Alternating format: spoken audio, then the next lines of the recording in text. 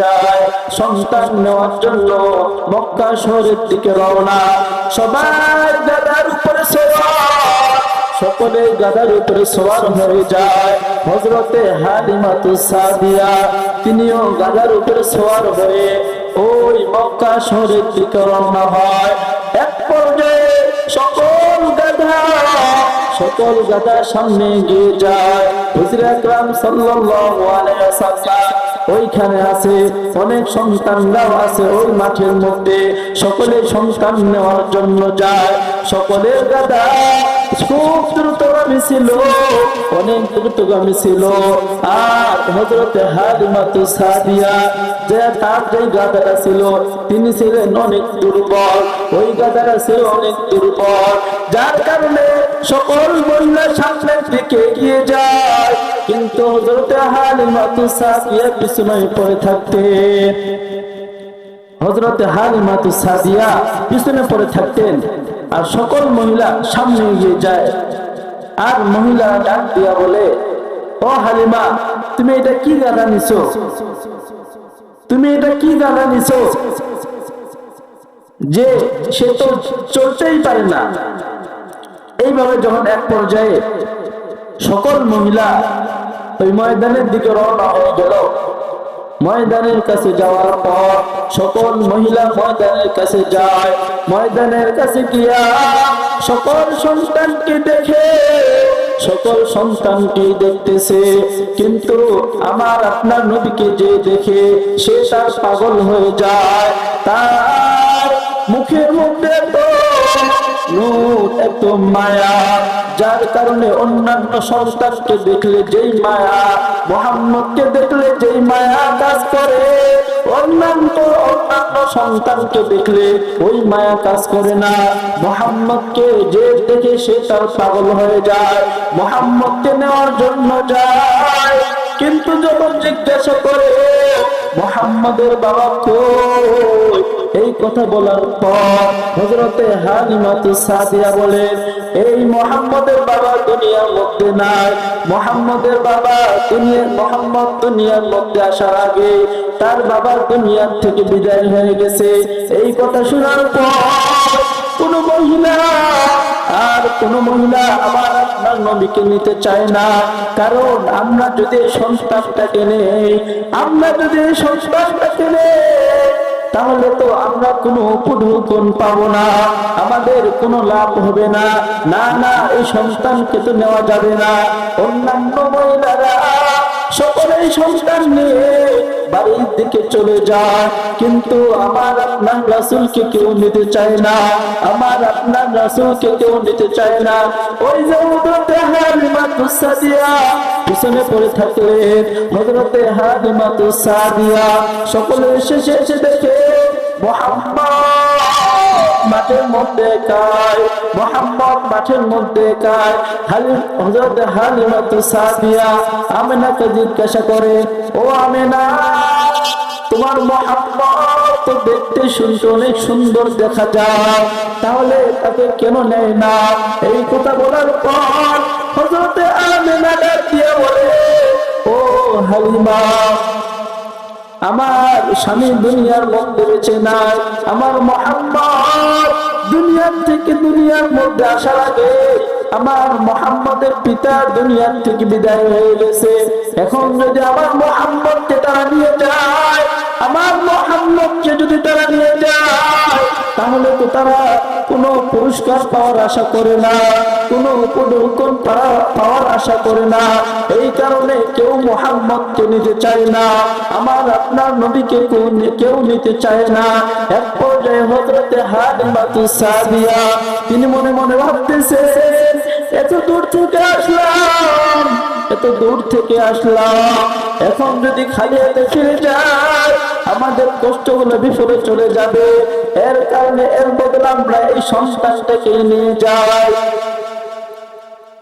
এই কথা যখন ভাবতেছেন, হযরতে হালিমাতুস সাদিয়া তার স্বামীর সঙ্গে আলোচনা করলো যে আমরা দূর থেকে আসলাম, এখন যদি আমরা এই রাস্তাটা আবার ফিরে যাই খালি হাতে, তাহলে আমার কষ্টটা বিফলে চলে যাবে। এর বদল আমরা এই সন্তানটাকে নিয়ে যাই, এই সন্তানটাকে কি আমরা লালিত পালিত করব। তো এক পর্যায়ে হযরতে হালিমাতুস সাদিয়া আমার আপনার নবীকে নিয়ে যায়। তো আমার আপনার নবীকে যখন সে কোলের মধ্যে নেয়, নেওয়ার পর কোলের উপরে নেওয়ার পর যখন তাকে গাধার উপরে উঠায়, ওই গাধাটা এই পরিমাণ শক্তিশালী হয়ে গেল, এই পরিমাণ শক্তিশালী হয়ে গেল, এই পরিমাণ দ্রুতগামী হয়ে গেল যে আগে যে মহিলাগুলা সন্তান নিয়ে বাসার দিকে রওনা হয়ে গেছে, ওই গাধাগুলাকে এই গাধাটা কালিয়ে গেল। বলি সুবহানাল্লাহ। ওই যে আগে যে মহিলাগুলা সন্তান নিয়ে গেছে বাসার দিকে রওনা হয়ে গেছে, হযরতে হালিমাতুস সাদিয়া তিনি যে আসার সময় আসছিলেন একটা দুর্বল গাধা নিয়ে, আর যাওয়ার সময় তার গাধাটি এই পরিমাণ শক্তিশালী হয়ে গেল যে আগের যে মহিলাগুলো চলে গেছে তাদেরকে কাটিয়ে গেছে। সুবহানাল্লাহ, তাদেরকে কাটিয়ে গেছে। তো হযরতে হালিমাতুস সাদিয়া তিনি ভাবতেছেন যে এই সন্তানের মধ্যে কিছু রহস্য আছে, এই সন্তানের মধ্যে কিছু রহস্য আছে। কারণ এই সন্তানটাকে যখন আমি আমার কোলের মধ্যে নিলাম, আমার গাধার মধ্যে নিলাম, আমার গাধাটা এই পরিমাণ শক্তিশালী হয়ে গেল, এই পরিমাণ শক্তিশালী হয়ে গেল, সকল গাধাকে কাটিয়ে এই গাধাটা চলে আসলো। আবার যখন বাসায় চলে গেল, বাসায় চলে যাওয়ার পর হযরত হালিমাতুস সাদিয়া তার যে আগে একটা সন্তান ছিল, ওই সন্তানটা ক্ষুধার যন্ত্রণায় রাত্রে কান্নাকাটি করত, ক্ষুধার যন্ত্রণায় রাত্রে কান্নাকাটি করত, দুধ না পাওয়ার কারণে কান্নাকাটি করত, আর এই কান্নাকাটির কারণে তাদের ঘুম হইতো না। এখন যখন মুহাম্মদকে নিয়ে আসছে, মুহাম্মদকে যখন নিয়ে আসলো, আসার পর তার হযরত হালিমাতুস সাদিয়া তার যে স্তনগুলো আছে, এই স্তনগুলো দুধে ভরপুর হয়ে গেছে। বলি সুবহানাল্লাহ। এই স্তনগুলা দুধে ভরপুর হয়ে গেছে। তো মুহাম্মদকে যখন দুধ পান করাইতে যায়, দুধ একদিকে স্তনের দুধ মুহাম্মদ পান করে, কিন্তু আশ্চর্যজনক ঘটনা হইল অপর দিকের দুধ মুহাম্মদ মুখের মধ্যে নেয় না। বলি সুবহানাল্লাহ।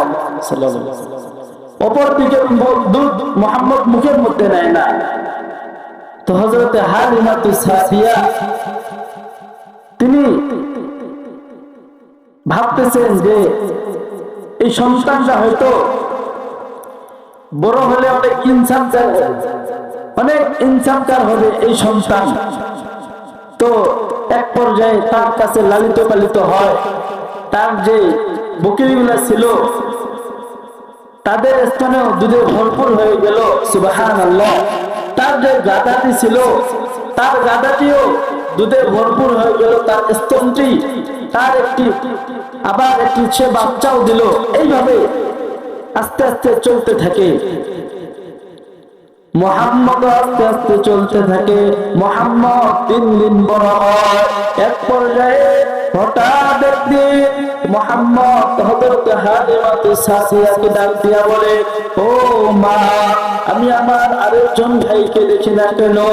আমি আমার আরেকজন ভাইকে দেখি না কেন? সে সারাদিন কই থাকে? আমি তো তাকে দেখতে পাই না। সে সারাদিন কই থাকে? এই কথা বলার পর হযরতে হালিমাতুস সাদিয়া ডাক দিয়া বলে, ও মুহাম্মদ, ও মুহাম্মদ, তোমার আরেকজন ভাই ওই মাঠের মধ্যে সারাদিন বকরি চরানোর জন্য যায়। মুহাম্মদ ডাক দিয়া বলে, আম্মু, আমাকেও কালকে থেকে তার সঙ্গে পাঠিয়ে দেবেন। বলে, আচ্ছা ঠিক আছে। এই কথা বলার পর মুহাম্মদ যখন বকরি চরানোর জন্য মাঠের মধ্যে যায়, মাঠের মধ্যে গিয়া মুহাম্মদ বকরি চড়াইতে চড়াইতে এক পর্যায়ে আকাশ থেকে দুইজন ছাদা